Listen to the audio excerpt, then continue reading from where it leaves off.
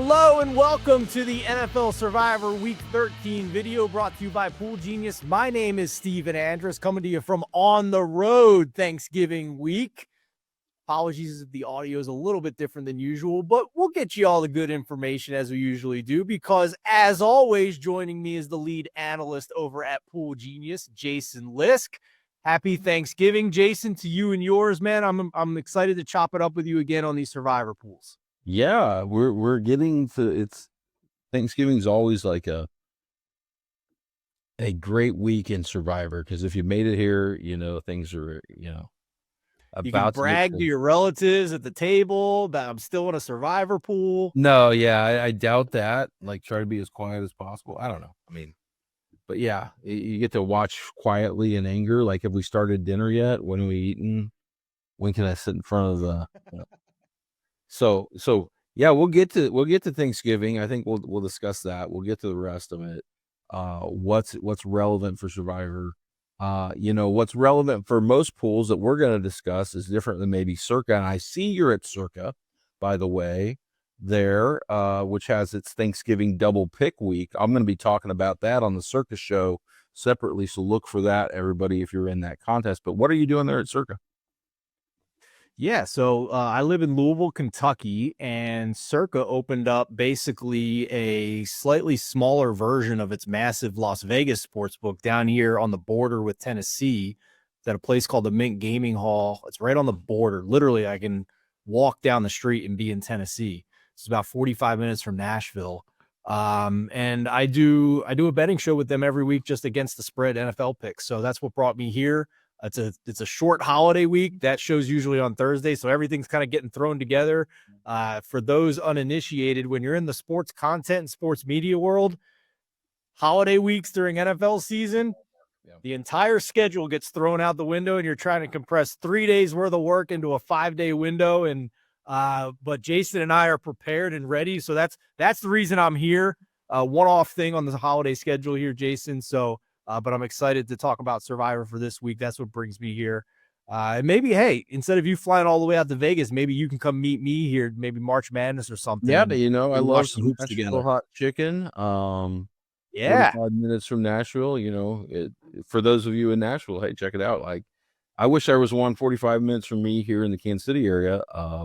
Not yet, but hopefully in the future we'll hear something. But because Circa did get their license in Missouri, and Missouri goes legal on December 1st for my fellow Missourians. But let's get into some Survivor. Yeah, I'm excited. Last week, pretty chalky, even though I would say it was ugly wins by the two most popular teams with the Baltimore Ravens and the San Francisco 49ers. If you used either of those two teams, I think you're probably feeling pretty good that you don't have to decide about picking them anymore the rest of the season. So, but with that said, we always like to start this show with the 5 most popular picks in NFL Survivor pools for Week 13, brought to you by Pool Genius and from the Pool Genius projections provided by Jason and his sharp team. So we actually have 6 this week because there's a 3-way tie for 4th place. We will start with that at 6% ownership. The Rams at the Carolina Panthers, the 49ers at the Cleveland Browns, and the Miami Dolphins hosting the New Orleans Saints. Now, one of these is not like the other, and it's the Rams because they're a huge favorite, whereas the 49ers and the Dolphins are about a 5.5, 6-point favorite, depending on where you look. We record this on Tuesday afternoon, so that's where the odds are right now. Mostly, I think the Rams are that low of a number because they've been used a ton, and we'll get into that in game theory a little bit. If you have the Rams, seems like a slam dunk to me, and that's probably why they weren't more popular than they are, because they've been used a lot, Jason. Yeah, I mean, we're going to see that with lots of teams. Some teams that didn't make this list that I think should still be in your consideration if you have them. And we'll discuss all those teams, but the Rams get barely inside this. And yes, it's definitely because of they simply are not available. So I think maybe 12 to 15% of people, maybe under 10 in some. And so they're looking like the best team in the NFC and probably your Super Bowl favorite right now. I bet. I haven't checked the odds today. I think they are, yeah. But I would guess they are. And so having them available, if you have them, is pretty valuable. This is one of the top spots certainly to consider. But number 3 on this list, if we look down at 8%, the Philadelphia Eagles on Black Friday. So this is the one game on this list that is before Sunday, because the Thanksgiving matchups are pretty tight, especially during the day. I don't think people are dying to use Kansas City on the road at Dallas. I don't think they're dying to be picking that Detroit Green Bay game. But this game on Black Friday with the Eagles are largely available. They haven't been used heavily. And so at home against the Bears is a touchdown favorite. Coming off that blown 21-point loss to Dallas, the Eagles are in third. All right, the second most popular team in NFL survivor pools, as projected by Pool Genius for Week 13, is the Jacksonville Jaguars at 18%, going on the road, not too far from where I'm at right here, to take on the Tennessee Titans. And I feel like a more accurate way to say what I just said, Jason, is to say 18% of the pool is picking against the Tennessee Titans, as opposed to 18% of the pool is supporting the Jacksonville Jaguars, because this is a Titans team that can't compete. Last week, the only reason they cover the spread is yet again some more special teams voodoo and a punt return touchdown to get across the spread number. But again, nowhere near winning a game outright for our context here in NFL Survivor Pool. So the Jags check in. Check that. The Titans' opponent checks in at 18%. Yeah, the Jaguars are, taking the Jaguars on the road would normally give people pause, but people are piling on the pick against the Titans train. Certainly this year, we've seen that week after week. Number 1, another team people are now going to be really dying to pile on, going against the Las Vegas Raiders. The Chargers, coming off a bye, get the Raiders at home. They're a 10-point favorite.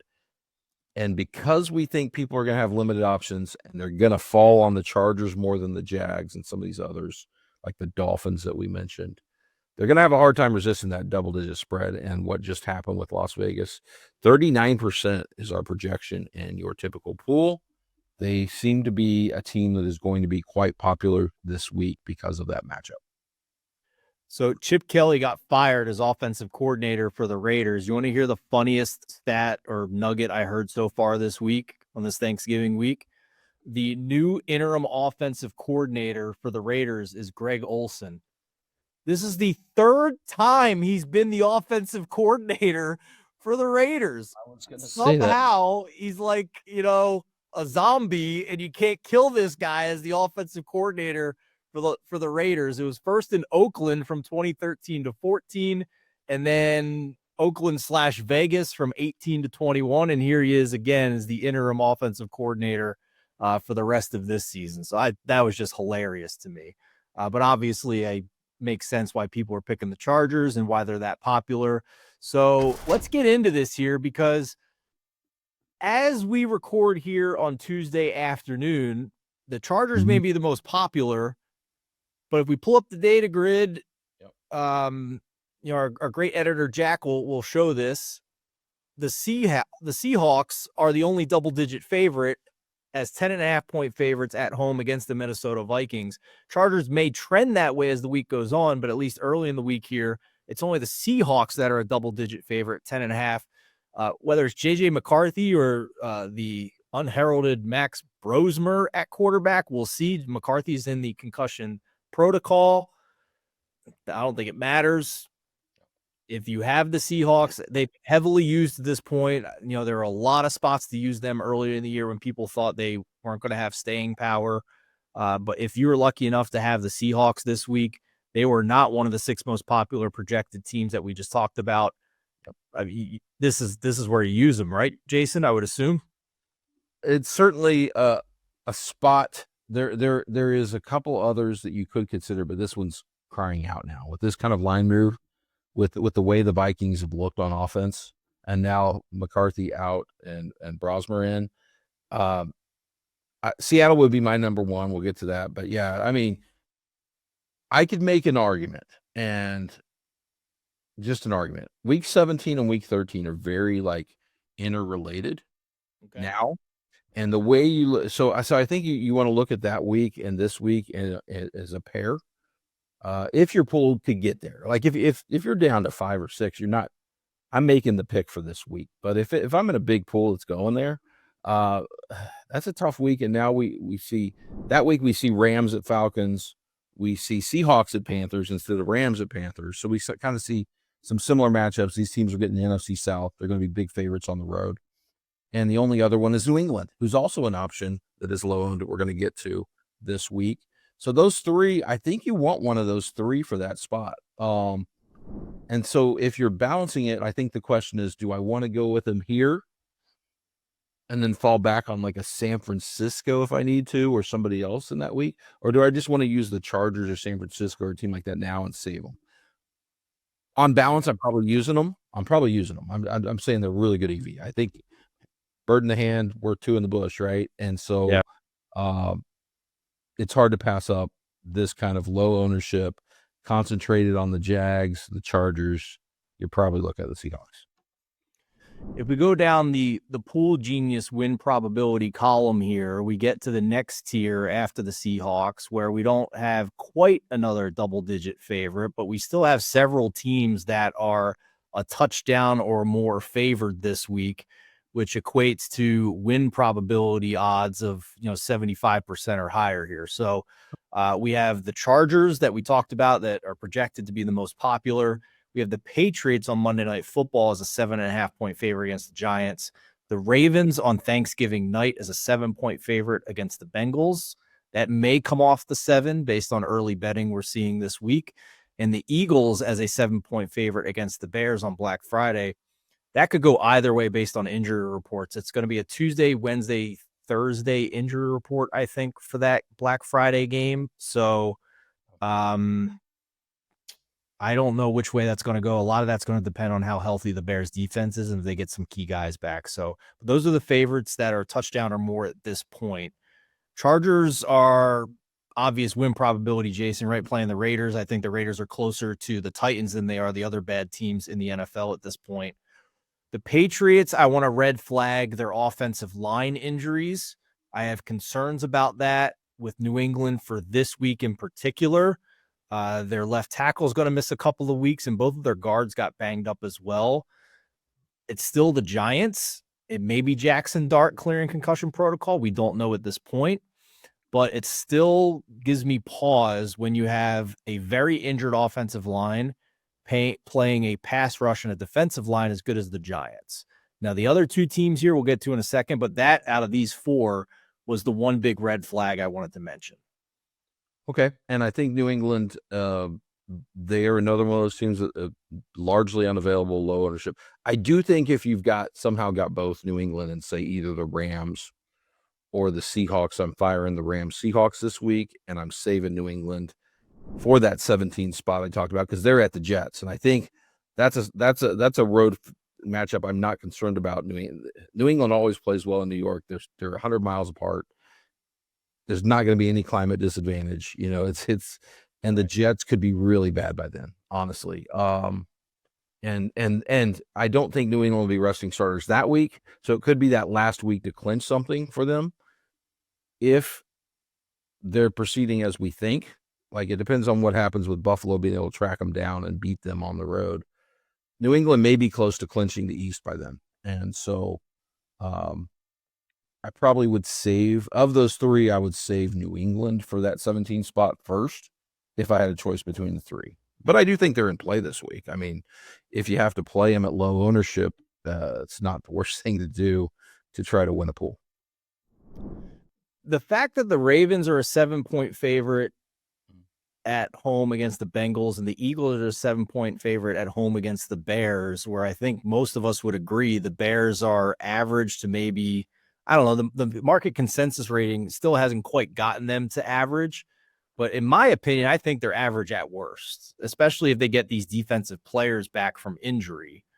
It's just interesting to me that the Ravens and the Eagles, I think, are fairly closely. I don't know. I could be wrong about this, but yeah, they're probably. I mean, I would think the Eagles still are about a half point higher. especially Yeah. when we've seen some inconsistency in that Baltimore offense since Lamar's been back. It's not like they've looked like the Super Bowl. Like they came into the year, people were talking to them as the top team, right? Yeah. I still don't think they look like that, even with getting their defensive players back and Lamar The back. questions on offense, good defense with both of these teams, Right. right? So And they're so, similar in that way, close to the same so spot. here's what I'd say. How valuable is Joe Burrow? If you think he's because the problem with the Bengals, and so there's more variance or trying to hit a moving target and trying to set that value on the Bengals, right?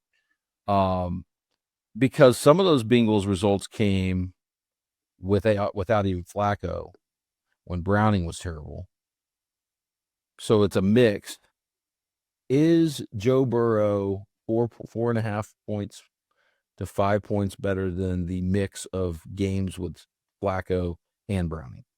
Probably. And that's where I think the market's pricing this. That's where that number's at. So they actually are priced similar to the Bears.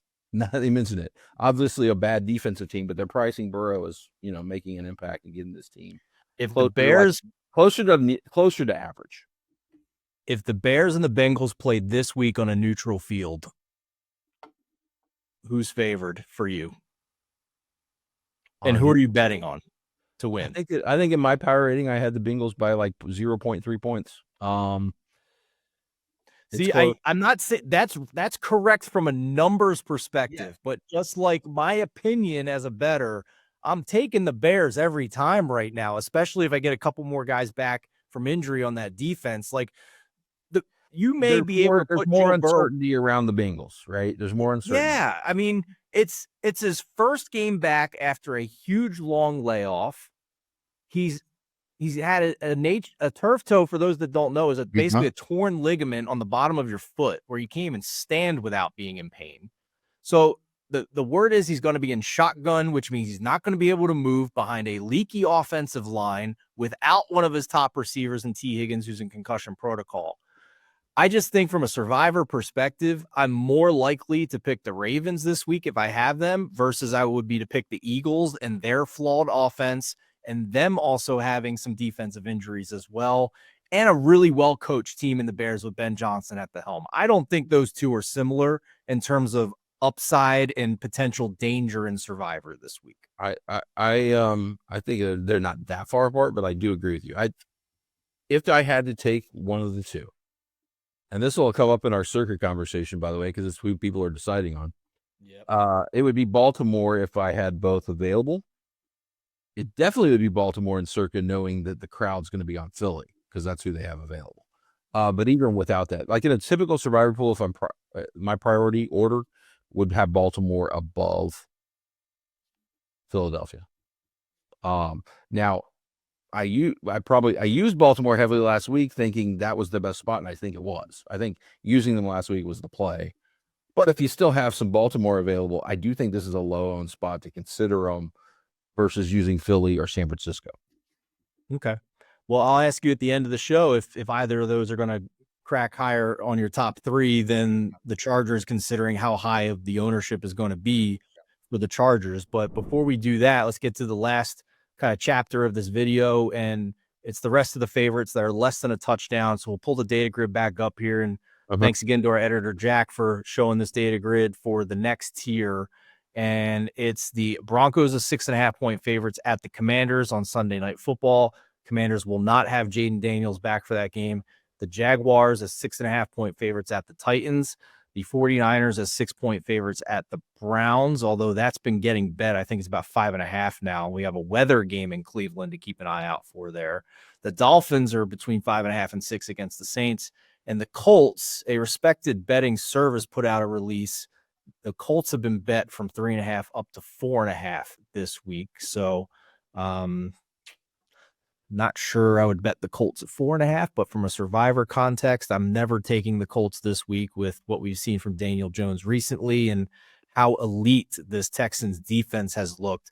They impressed the heck out of me with the pass rush they got against what I thought was the best offensive line in football in the Buffalo Bills. So I can't use the Colts this week in a survivor context if I still have them. The other red flag here to me is definitely the 49ers. If you watched any of the first half on Monday night, and I'm saying this as a 49ers fan, that was a dumpster fire from Brock Purdy against the Carolina Panthers.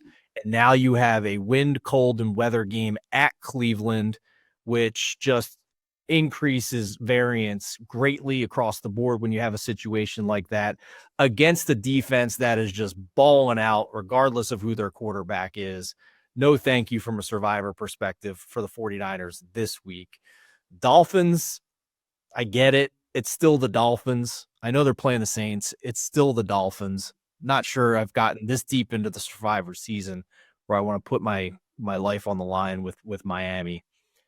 And then we have the other two up top, which, you know, is Bo Nix ever should Bo Nix ever be a 6.5 point favorite on the road in the NFL? I'm not sure. But the Commanders are completely decimated. So I get that. We've already talked about how the Titans are terrible. So I get that as well. That's kind of where I'm at in this tier. Probably only be Jaguars or Broncos, and no thank you on the other three. I'm probably a fade on the Jaguars, and that's for like EV purposes. EV and future value. I think they're going to come up as an option. It depends on what your entry has, but they're going to be an option in 15. They're going to be an option. You're right. Week 18, I think the odds that they're playing for something that I don't think they're likely to clinch something and be resting starters, so they play the Titans again, and so they could be heavily owned, but that's one of those spots in Week 18 you can hedge straight out on one outcome and just pick the game. So I think Jags are in play there to hold. Of these, here's what Denver. I think you're gonna if you have them, you might want to find the spot for them in the next 2 weeks. I think that's it. It's like a 6.5 point favorite, either here or next week on the road at the Raiders. Next week's kind of attractive. Like, we don't know what is going on. Is Baker Mayfield really going to be back? Is he going to be healthy? They're going to be the biggest chalk on week 14. So if you can have a low-owned option that's attractive, that's also the true of like Baltimore and some of these other teams. So where do you want to employ them? Do you want to eat the chalk this week or next week? Is kind of some of the questions you have to answer. But yeah, I think Denver's in play. Miami's one of those I really think I'm going to probably end up with them because I have a bunch of entries that have to make 2 picks this week. And I'm going to probably have to use Miami just based on what I have to use going forward. Those are the kind of pools using 2 picks. I'm going to have to get a Miami through at some point. So I'll probably, that's when they'll come up. But yeah, they wouldn't be in my like top. If I were to pick out a lineup, they'd be like down at 9, right? I'm getting there only if I have to, right? And so I do think this group, and I wouldn't go below the Colts this week. I think probably I'm not using the Colts, but I wouldn't go below them. You make a great point about the Bucs being the chalk next week and all the injuries that they have. And now Baker Mayfield, we don't know how healthy he's going to be. And if he tries to play this week, that only increases the chances that he further injures it and misses in week 14 as well. So that would make them far less popular at that point. But it's something to think about, whereas you may not be using the Bucs next week for popularity or just win probability purposes. So but if he's out, Stephen, you said popular to go away from. Where does it go? Like, if you look at like the teams you would want are the teams we've just talked about that have already been heavily used, and you might have one of them. People are going to be out of options. People are going to be learning to speak the Cleveland Browns versus the Titans if he's out, right? Like, really, where do you go in week 14? I'm already thinking about this for next week, and given how many of these other big favorites have been used a lot, the next week might be a bloodbath. Next week might be the bloodbath episode that thins the herd here for the rest of the season. So if because either you're going to get a heavily picked Tampa or you're going to get people not wanting to pick Tampa, and where do they go? And they're going to be like Miami again. I think I'm trying to think who else in 14. It gets pretty thin pretty quickly in week 14. Don't even have the Niners. The Niners are on a bye. Yeah, you got several buys, right? I think like New England's is New England a week 14 bye? I think they might be. Yes, they are. And so you got several of those. I mean, it gets bad. It gets bleak pretty quickly. Like Buffalo versus the Bengals is going to be a high value game that you may not want to be part of, but you might have to. Cleveland, Tennessee, Miami at the Jets, Minnesota. Where does that Minnesota-Washington line go? Because my gosh, I mean, the fact that you could be talking anyway. We'll get to week 14 next week, but tune back in because what happens with Baker Mayfield is going to have a ripple effect in Survivor. And so you may also want to weigh which team might I want to save for 14 as like that team nobody else has while they're getting in a big pile up. I'm just going to avoid it and have a team that's favored by over a touchdown, right? So that's something to consider. But yeah, that's these teams are all in play for that. We can break, like you said, we'll break down week 14 next week, but before you lock in your pick this week, have an eye on week 14 and have a plan for what your best options are going to be and make sure it's not the team that you're using this week, because there are a lot of good options this week and might not be the case next week. So, all right, Jason, time for our top 3 here. You can take this any direction you want. Fire away. Well, I mean, I'm going to go top 3 in a perfect world, like if you have them. Because I do, I mean, I'm going to play a lot of these teams because I've balanced my entries, and I usually have at least one of these teams on at least one on some entries. Seattle number 1. I'm taking this Minnesota train wreck at home. Rams 2. I would save the Rams over the Seahawks if I had both. I don't know if I have any that actually have both, but I would save the Rams if I did have that choice, because I do think they're going to be like I think they're number 1 in the NFL, and up until they clinch the 1 seed, I think they're going to be playing hard, and and I'm not afraid to play them on the road at Atlanta in the future. I'm not afraid to play them next week when they play. I mean, they're one of those teams in week 14. Actually, they're at Arizona. So that's another one. I mean, I would play them at Arizona in a division game to win if I had to avoid that mess next week. So I'm going Seattle and Rams in an ideal world. My third is the tougher one, I think. And we haven't gotten to the Chargers. I'm not putting the Chargers in my top 3. Let's just be clear. Okay. All right. I may pick them. I'm going to have entries where I have to pick them, but I'm not putting them there. Like to me, they're like the team. If your entry needs to, you fall back to them. Because of the high ownership, right? I'm probably putting, I think it would be Baltimore third of the options. Yeah. In a slight tiebreaker over Denver. I think those two are pretty equal though. And again, I probably don't have an entry that actually has both. So if I have one, I'm probably playing that one. They would be my third. The Chargers would be on my list if it's like among the teams you have most likely be available. Are you playing them? Yeah, I mean, there's a line I'm playing them, and it's probably right around Philadelphia and above San Francisco. All right, here's my top 3, and I, like you, will cross off the Chargers just because of their high popularity, and also they still don't have an offensive line. Like, let's be clear about that. They're pretty banged up in the offensive line, so we've seen weeks where they completely underperform the expectation, where they've either lost outright or gotten away with one. So, yeah, easy cross off for me at that high of popularity. So the first 2 are easy for me just because of the ownership. It's the Rams against Carolina and it's Seattle against Minnesota. But what I will say is, because of what we talked about in week 14 with the Tampa Bay situation, if you have both of them available, it's fine. Just pick one and save the other for next week. If you only have one of them available, I think I want to save them and pivot off of Tampa Bay for next week. So that would mean whoever I pick at number 3 here becomes very important in that scenario. I can't pick New England because of the offensive line issues. I can't pick Philadelphia because of the offense issues. I think it's Baltimore. I'm not as concerned about Joe Burrow in his first game back, likely not being as mobile, missing T. Higgins, further defensive injuries on the Bengals to make a historically bad defense potentially even worse. I know that Lamar Jackson's basically his entire bottom half of his body is banged up, and he's not anywhere near as dynamic as he was during his MVP seasons, but It's basically Joe Burrow, Jamar Chase, and nothing else here. I mean, I think he's going to be a sitting duck. Joe Burrow was also bad before he got injured with how bad this offensive line was. Also, the Bengals cannot cover tight ends, and the Ravens have multiple tight ends they can attack with. That I would expect one of these two to feast on Thanksgiving night. Yeah, like Andrews or.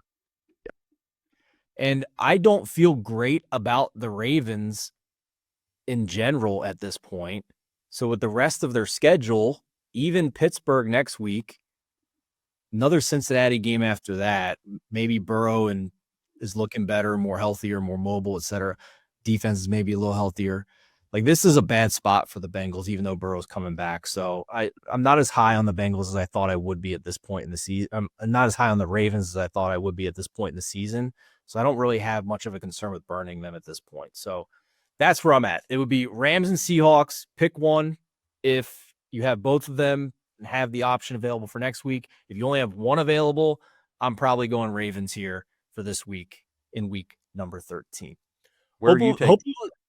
How far down would you put the Chargers? And if you had to pick Chargers, Jags, who you taking? Oh, that's a good question. Because that's the choice. Those are the available choices that everybody's probably going to have, right? Chargers, Jags for sure. And they may not have these other teams. I think I'm just taking the Jags, even though Trevor Lawrence might throw 3 more picks. The Titans, I'll just go back to what I said before. The Titans can only cover with voodoo on special teams, it seems, let alone win a game. And the only win they've had this year was the craziest voodoo I've ever seen watching the NFL. So I'll just go back to the Jags and fade the higher ownership with the Chargers and go game theory on that one. So good question, though, to wrap up for sure, because a lot of the other slam dunk picks have been heavily used at this point. Hope it was helpful, everybody. If it was, do us a small favor, hit the like button, hit the subscribe button. Let us know in the comments where you're at, what teams you have left. There's been a lot of conversations in our comments for these videos. So if we don't have time to check them over the holiday weekend, our community has been great about replying to these and giving their opinion on who they would take. So get in there if you have questions about your Survivor entry. There's also a free 3-day trial down in the description. If you've gotten this far in your Survivor pools, it's worth it to try out Pool Genius. And I say that as somebody who used it last year to take down a $10,000 Survivor pool, where before I used Pool Genius, I never even made it to Halloween in my Survivor pools. That's how much of a difference it made for me. It allows customization for your pool options. And also, with how many members you have left in your pool, it automatically crosses out the teams you've already used to make your decision-making process better. And the data grid is awesome. The season planner is awesome. It'll automatically map out your highest EV projection for the rest of the season. It's just an amazing suite of tools that Jason and his team put together. So check out the free trial link down in the description. And also there's a link to the Discord as well if you want to get in further with the conversation with the rest of our Pool Genius community. For Jason Lisk, I'm Stephen Andress. Best of luck in your NFL Survivor pools for Thanksgiving week in week 13. Happy Thanksgiving.